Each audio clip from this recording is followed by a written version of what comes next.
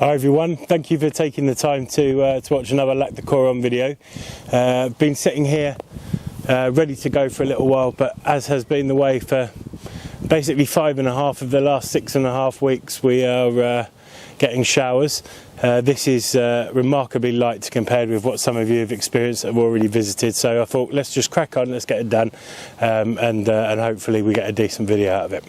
So unsurprisingly, one of the things I'm often asked is, obviously, you know, from the visitors and the guests and the people that are coming in the future, you know, rigs, baits, how would I approach it? And what I would have told you 7 weeks ago before we started, and for those that have watched the videos, will be very different, or not very different, but slightly different to what I'm going to sort of suggest or recommend now. Obviously, it's only a recommendation. You guys do exactly what you're confident with, and 9 times out of 10 you'll catch fish. But a lot of people, me being here all the time, have asked, you know, how do I approach it? So I thought I'd look at the rigs, the hook baits, and the way I bait up, or would bait up, take into account what I've learned from you, the anglers, over the last few weeks. So when we first started, or when Matt and I first started fishing the lake, when the fish were almost brand new, or the majority were, it was all about, for me anyway, pop-up rigs, and especially orange, and that was a lot to do with the Coron specials, washing out slightly and becoming sort of a very pale orange. As things developed, I've noticed people catching on darker pop-ups and bottom baits as well, and it was almost unheard of, apart from Matt, who had a few, to catch any of the new fish, especially on sort of bottom bait straight out the bag, or even wafters. It was all bright or washed out pop-ups. That's changed slightly, but not totally. So my first rig, taking into account with 3 rods, if I was here tonight, this is what I'd start with. My pop-up rigs, especially on here, because the bottom is pretty clean, especially in the far margins where a lot of you will fish to, it's slate, it's rock hard. I don't need a chod, and for me, when I can get a presentation, it's always the Johnny Mac or multi-rig. So I would start it with different varying depths of your pop-up, or heights of your pop-up. For me, that's always my starting point, so it's like 1.5 inches basically to the top of the hook. Jelly wire, Atomic's jelly wire as per usual from me, and a fluoro pop-up in this case. I would definitely start playing around with the pop-ups. There doesn't seem to be one that has outfished another consistently since we started.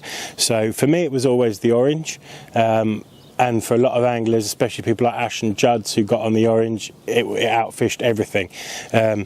For Tom and Hugh, for example, who were here slightly before them, they had a lot of fish on, I think, Baitworks sort of food type pop-ups, non-fluoro pop-ups to start with, and then as it dried up, they moved to these strawberry and coconut creams.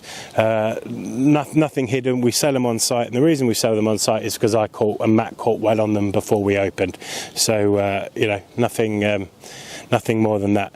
So again, 25-pound jelly, 35-pound jelly wire, a little shot as a counterbalance, and then for me it's always a size 5 sabre. I just put a little bit of shrink tubing around the eye, and that's not to alleviate any angle or change any angle of the hook. It's simply to sort of trap the loop. A lot of you will know with the multi-rig, if you're using a big hook and a fine coated braid like the jelly wire, there's not a huge amount of tension in the eye, and it can slip slightly. So with that bit of tubing just gives me that extra confidence. I don't have to worry about foaming up the loop or anything like that. It will always you know, it will always stay where I want it to stay. So that would be my first rig.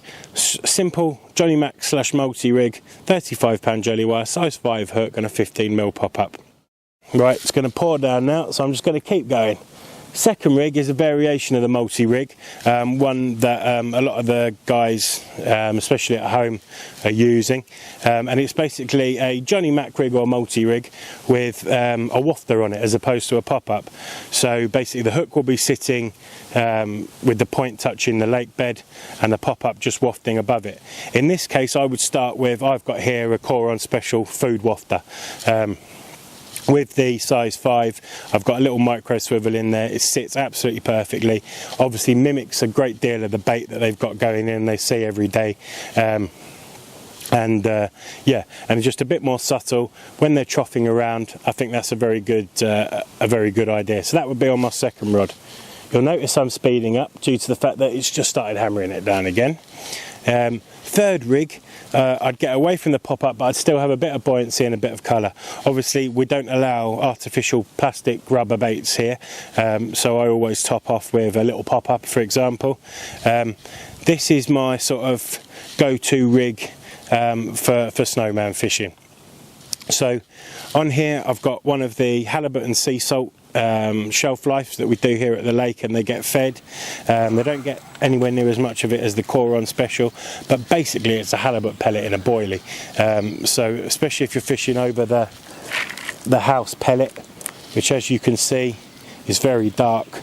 The house pellet is a feed pellet, it's not a halibut pellet, it's not as high in oil as the boilie is, but mimic wise on the bottom you are matching the hatch, as the fly anglers would say. Obviously slightly different setup. I've got an old school liner setup and a size 2 hauler.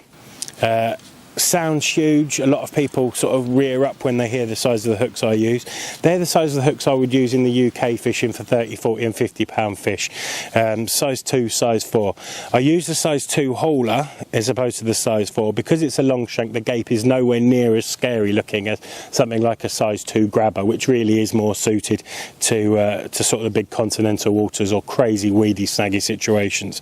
But the size 2 hauler, and I'll show you in more close up, is actually not that scary a hook, but with the extended shank and the little liner effect I've made with the tubing, it turns bang absolutely every time.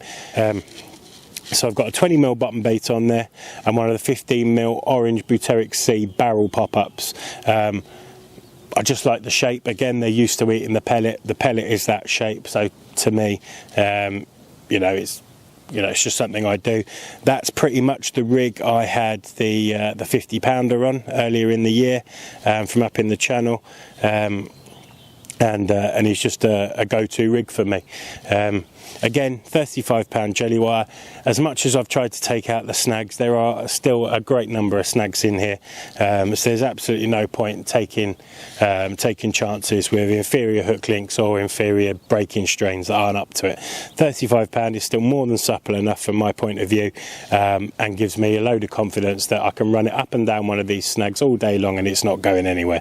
I don't strip it back round the hook. It's supple enough for me to have plenty of movement there, but also because it's not stripped back, I've just got that little bit of extra confidence that because of the buoyancy or the critical balance nature of the bait, it's going to reset itself. There are still a number of little commons in here, handful of little tension, although they don't get caught very often. I think a lot of the little bites and lifts and things that people are getting are from these smaller fish. So just to ensure that it drops back out, kicks back out, the same as the multi-rig does, I leave it with the coating fully on. So they would be my 3 presentations. Play around with your hook baits, of course, but that just gives you an idea of what I would use, and hopefully I'll be here at the end of the week fishing, and this is what I'll be using. A few other things in my sort of armoury that I have with me. Again, the matching pop-ups for the marine halibut boilies. They're obviously, well, they're virtually black. They are black. They wash out slightly lighter black / grey when they're in the water, but again, really mimics a pellet. So for a wafter or for a bait straight over pellet, that's a good choice for me. We've already looked at the buteric seeds and the Coron special pop-ups, and we've looked at the 2 tones. White and pink seem to be a popular colour for everyone, so when I was messing around with these 2 tones, I had a lot of results on them. I know a fair few people that have fished here have. One that we sell in the shop is the black buzzer, 15mm pop-ups and 15mm dumbbell pop-ups in there. Obviously they are black, they match the pellet as well, same reason I use the halibuts. And another bait that seems to outfish an awful lot of baits everywhere I take it, but it's definitely done well on here. We had one guy called Andy who fished here earlier in the year, well 2-3 weeks ago. I think he had 27 fish, or 27 bites and 24 fish, something like that, on his own in the right hand double, and I'm pretty sure 99% of them were on the Source white pop-ups. I'm not saying a white pop-up of another brand, another type wouldn't work, but just examples that I use with me. Again, a lot of people that have the bait package, I know a lot of you guys do, you'll get a percentage of Coron specials and then a small percent of the marine halibut shelf lives. They're mega soft, really digestible, very high in oil, very high in energy and salt. So especially this time of year, we've phased out the sweet chili. We've brought in the marine halibut as the alternative shelf life, and basically, my point of view, the salts are great for this time of year when they've just finished spawning. The high energy is obviously great while the water's still this warm. We're 19 degrees at the moment, the water, even with the rain. So that would be playing a major part of what I do. And then recently, we've changed to a new feed pellet. It's the summer high intensity, high growth pellet from one of the big brands. They don't break down very quickly. You've got at least 24 hours with them whole in the water. The fish, since we've brought them on, are on them. They love them. That would play, if I was going fishing tonight, I'd probably have 5-6 kilo of pellet with me. I'd have 3-4 kilo of the Coron specials and 2 kilo of the marine halibuts. I'd start with half a kilo of each of the two baits, half a kilo of the pellet over each rod to start with. I'd probably put a quarter of a kilo directly on the hook bait, or as accurately as I could, and then I'd spread another quarter 5-6 meters either side in a line.